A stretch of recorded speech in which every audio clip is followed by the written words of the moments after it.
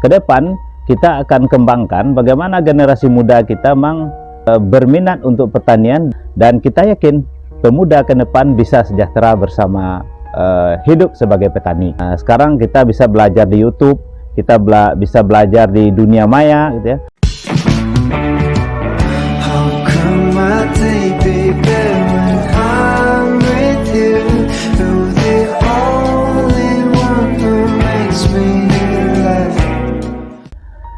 Pertanian merupakan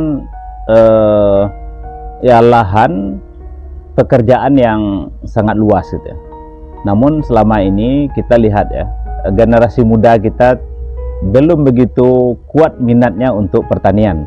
Ke depan kita akan kembangkan bagaimana generasi muda kita berminat untuk pertanian, dan mereka mendapatkan gambaran atau perspektif masa depan untuk pertanian, sehingga mereka bisa kita berdayakan, dan kemudian mereka dengan ilmu yang mereka miliki kita bisa menguatkan mereka dengan teknologi tepat guna dan juga teknologi kreatif itu.